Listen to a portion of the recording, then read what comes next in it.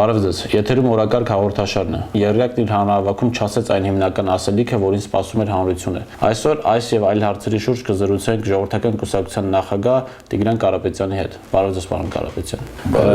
Պարոն Կարապետյան, կխնդրեմ ասեք նախ այս ընթացքում ինչով եք զբաղվում եւ ինչու ակտիվ քաղաքականության մեջ չեք երևում, այսինքն ակտիվ չեք քաղաքական process-ներում։ Ակտիվ լինելով դուք ինիկատիվ ունեք հանրահավաքներ, այո։ Եվ հանրահավաքներ եւ ասենք ընթացող process-ներում, որ մենք ակտիվ չենք։ Մենք ամեն ինչ քննարկում ենք մեր կուսակցության մեջ, մեր կուսակցության խորհրդի մեջ։ Ուղղակի համարում ենք, որ պետք է դեռ զուսպ մնանք, որովհետեւ այսօր շատ հանրահավաքներ են անցնում, ինչ որ կոչեր են արվում, որը մենք չենք ընդունում։ Պարոն Կարապետյան, դուք ամիսներ առաջ հիշում եմ խոսեցիք ազգային ճակատի ձևավորման անհրաժեշտության մասին։ Այ ինչ process-ներ են գնում այդ ճակատի ձևավորման Հիմնել եմ խոսում։ Բայց կան process-ներ գնում։ Այդ process-ները պետք է լինեն։ Եթե երեք կուսակցություն իրենց վերագրում է ազգային ճակատ կամ համաժողովրդական շարժում, իսկ 87-ը չեն մասնակցում, որովհետև 90 կուսակցություն կա այսօր հանրապետությունում։ Ինչպիսի մոտեցում պետք է ձևավորենք մենք, որ չենք ընդունում, երբ երեք ուժ իրենց վերագրում են համաժողովրդական ուժ, հաշվի չառնելով 87-ին։ Այ անդրադառնալով հենց այդ երեք ուժերին, ԵՌԵԱԿ-ը ներքաղաքական դաշտում կարծես թե իր առաջնորդում է որպես ընդդիմադիր դաշտ, ընդդիմադիր քաղաքական միավոր։ Դուք ինչ եք կարծում, ինչպես եք վերաբերում այդ ԵՌԵԱԿ-ի պայքարին։ Ոնց կարող է երեք ուժ, որոնք նախկին իշխանություն են, օրինակ նախկին նախագահ, նախկին նախարար, ոնց կարող են լինել ընդդիմություն, ինչին են ընդդիմություն, իրանք չեն մասնակցել այս կայացմանը, ակունքներում չեն եղել են, ոնց կարան իրանք լինեն ընդդիմադիր, իրանք ընդդիմադիր են թիմին, առաջարկելով իրենց թիմը, բայց ժողովուրդը ինչ կապ ունի դրա հետ, դուք ասեք, դուք լրագրող եք, ժողովուրդը ինչ կապ ունի,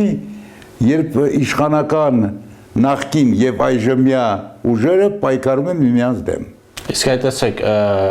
համաձայնելով ձեզ հետ պետք է նկատենք, որ օրինակ 2008 թվականին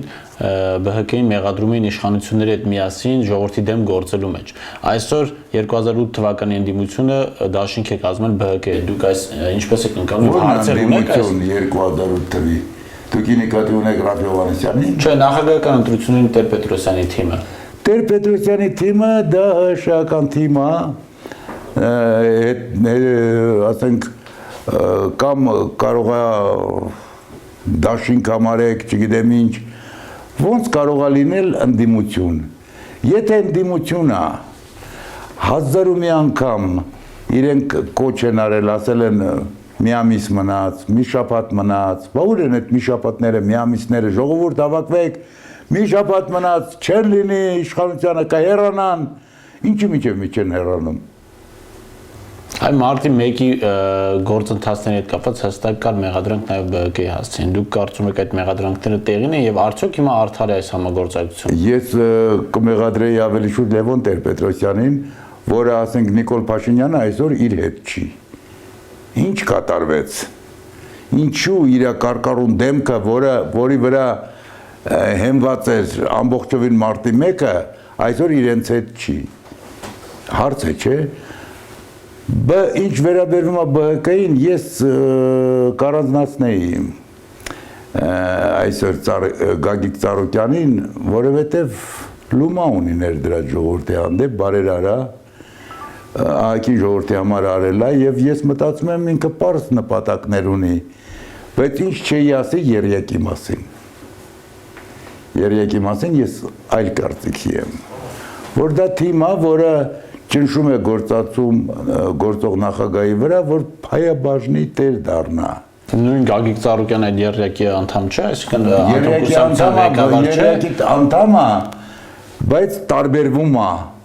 այն երկուսին իմ կարծիքով, դա իմ սուբյեկտիվ կարծիքն է։ Մենք համարում ենք, որ ամենայն դեպս ինքը լումա ունի ներդրած։ Պարոն Կարապետյան, Գագիկ Ծառուկյանի նկատմամբ այդ վերաբերմունքը գալիս է ձեր մոտ մտերիմ հարաբերություններից, թե դուք իրապես կարծում եք, որ ԲՀԿ-ն իշխանություններից որևէ կերպ տարանջատված է։ Ես ուղղակի չեմ կարող քննադատել Գագիկ Ծառուկյանին, որովհետև եթե ես իրեն քննադատեմ, ուրեմն քննադատում եմ ինքս ինձ, որովհետև ես էլ եմ բարերար։ Ոնց կարեմ ես մարդուն, որը ձգտում է օգտակար լինել գյուղտնտեսությանը, երիտասարդությանը, ամենայն դեպս այն ինչ որ չի ասի, ես մյուս երյակի անդամներին։ Բայց մյուս երյակի անդամները օրինակ բիզնես չունեն, ասենք այդ նույն մարդը ունի նաև մոնոպոլիա, այսինքն որոշակի ոլորտներում։ Բիզնես թվում է մնացած երյակի անդամները աղքատ են, չունեն հնարավորություն օգնելու, այդ ոնց չունեն հնարավորություն օգնելու, եթե տերուտիրական են եղել այս երկրին, ինչա, փող չեն աշխատել, եկամուտ չեն ձեռք բերել, որտեղ են իրենց որդիները այժմ աշխատում, եւ այլն, դա կարելի է շատ խոսել, Համենայն դեպս դա դուք իմ կարծիքն եք հարցնում, ես իմ կարծիքը ասում եմ, որ Գագիկ Ծառուկյանի դեմ դրական է, վերաբերյալ Գագիկ Ծառուկյանի վերաբերյալ դրական է իմ կարծիքը, երյակի հանդեպ ոչ։ Հանրահավաքում ընդդիմությունը իր հիմնական ասելիքը չասաց։ Դուք կարծում եք ընդդիմությունը եւ հենց անձամբ Գագիկ Ծառուկյանը, որ երյակում կարծես դոմինանտ դեր է կատարում, կպահանջեն Սերժ Սարգսյանի հրաժարականը։ Ես մտածում եմ ոչ։ Իսկ որն է լինելու իրենց։ Որովհետև եթե պահանջող լինեն, ինչ կապ ունի ամսի 10-ին, ամսի 24-ին, ամսի 28-ին, ինչ կապ ունի, պահանջողը կպահանջի։ Խնդիրը հետևյալն է, որ դա ճնշում է, ես արդեն ասեցի իմ կարծիքը, դա ճնշում է իշխանության վրա գործող նախագահի, փաստորեն փայ են մտնում, ինչ որ իրենց հանդեպ, իրենց համար արտոնություններ պահանջելու տեղիք է։ Իսկ քաղաքական process-ներում դա նորմալ չէ, որևէ կերպ ճնշում գործադրել իշխանությունների վրա։ Հատկապես այն դեպքում իշխանությունները ժողովրդի իշխանությունը անարդար է, անարդարի հետ փայ մտնելը, ուրեմն դառնում ես մեղսակից։ Ուրեմն փաստորեն պետք է լրիվ չընդունես ոչ իր օգնությունը, ոչ իրեն փաստացի։ Այս դեպքում կարելի է տրամաբանական համարել ազգային ժողովում ոչ իշխանական ուժերի պատգամավորների մանդատների վայր դնումը։ Այսինքն դա հենց այդ մերժումը չի իրական։ Ես նորից եմ ասում, համաժողովրդական շարժում կոչելը, երբ 90 կուսակցությունից 3 կուսակցություն է մասնակցում, դա լեգիտիմ չի եւ սխալ է։ Եթե իրենք հրավիրեին բոլոր ուժերին, եւ խորհրդարանական, եւ արտախորհրդարանական, ես կհամարեի, որ հա, ձգտում կա, մղում կա դեպի համաժողովրդական շարժումը, այժմ չկա այդ մղումը։ Պարոն Կարապետյան, բայց դուք էլ լավ տեղեքի կարծում որ այդ 90 կուսակցություններից մեծ մասը մարդ կուսակցություններ են եւ իրենք այդքան էլ կապ չունի։ Համաժողովրդական կոչելը յուրաքանչյուր թեկուզ 100 հոգի լինեն կուսակցության մեջ, դրանք մտնում են այդ ծավալի մեջ համաժողովրդական շարժում։ Ում են հրավիրում։ Մեկ-մեկ ինձ ասում են դուք մասնակցելու եք, իսկ ով է հրավիրել։ Ով է ուզում որ մենք մասնակցենք։ Ուրեմն եթե չեն ուզում, ուրեմն խնդիր ունեն։ Իսկ դուք ո՞րն եք տեսնում այդ խնդիրը, օրինակ ինչ խնդիր է քաղաքականներն իրանք մեկուսացված իրենց խնդիրներն են առաջ տանում, բայց դա ժողովրդի հետ կապ չունի։ Ժողովուրդը ունի շատ ու շատ այսօր խնդիրներ։ Հայաստանը մտել է եվրասիական գոտի։ Ինչ է պետք անել։ Այսօր պետք է խոսել, որ ժողովուրդը միջին ու փոքր բիզնեսը ֆինանսավորեն, որ կարողանան մրցունակ լինել, մեծ շուկան գրավեն։ Ո՞վ է դրա մասին խոսում։ Դուք երկար տարիներ բիզնես գործունեություն եք ծավալել Ռուսաստանի Դաշնությունում, հիմա արդեն իսկ հոկտեմբերի 10-ին ստորագրվեց, Մինսկում ստորագրվեց ԵՏՄ-ին Եվրասիական տնտեսական միությանը անդամակցելու պայմանագիրը։ Դուք կարծում եք այս միությանը անդամակցելու Հայաստանը կորցրեց իր անկախությունը, թե Հայաստանը կարող է օգուտներ քաղել եւ շահածը դուրս գալ։ Հայաստանը վաղուց է կորցրել իր ինքնուրույնությունը։ Համենայն դեպս այս պահից կարելի է օգուտ քաղել։ Համենայն դեպս տեսեք երյակը, եթե Գագիկ Ծառուկյանը կողմ է Եվրասիական միությանը եւ նպաստում է դրան, Ռաֆիկ Հովհաննիսյանը կտրուկ դեմ է։ Ուրեմն երյակի մեջ արդեն կան անհամաձայնություններ։ Այսօր խոսելը համաժողովրդական շարժման մասին դա ամենապակասը ամբիցիոզ ինչ-որ արտահայտություններ են։ Ես չեմ տեսնում դա։ Բայց հենց իրենց հայտարարությունները կայանում էին նրանում, որ իրենց առաջնային խնդիրը դա իշխանություններն են եւ ներքին խնդիրներն են, իսկ արտաքին խնդիրների մասին կարելի է հետո խոսել։ Ուրեմն տարանջատված են ամեն ինչ միմյանց փոխկապակված է։ Փոխկապացված է։ Եթե իրենք ուզում են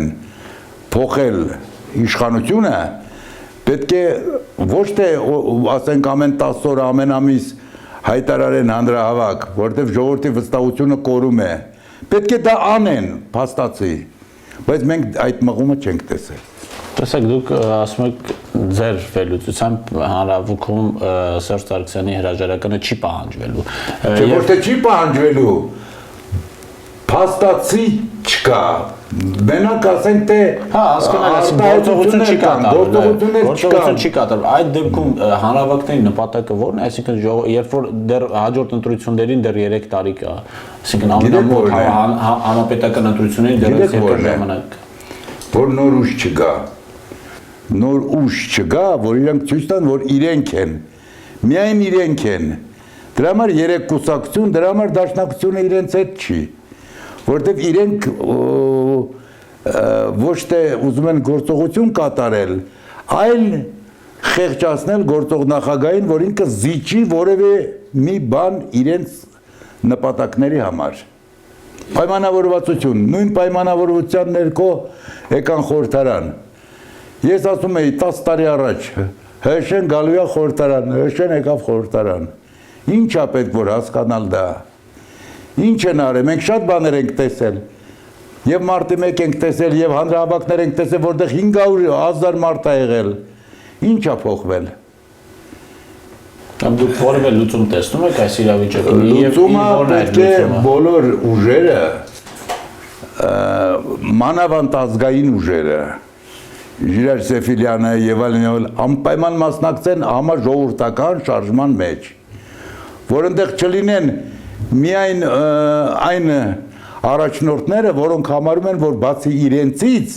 էլ մարդ չկա։ Դա սխալ ուղի է։ Պարոն Կարապետյան, վերջերս նախագահի խոսնակը հայտարարեց, որ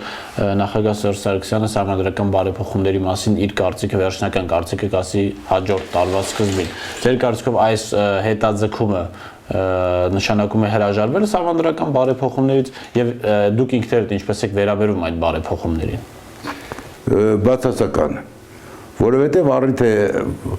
առիթ են փնտրում, որ ասենք թե ապագա նախագահին ոչ թե ժողովուրդը ընտրի, այլ խորհրդարանը նշանակի։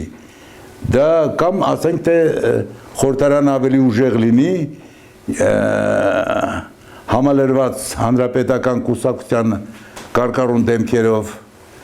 եւ նորից տանեն այն քաղաքականությունը, որը կա։ Ես կտրուկ դեմ եմ դրան, որովհետեւ պետք է նոր դեմքեր, այնպիսի դեմքեր, որոնք չեն մտածում իրենց ամեն ինչ ունեն, չեն ուզում փող բառիզմուն իմաստով դիզել,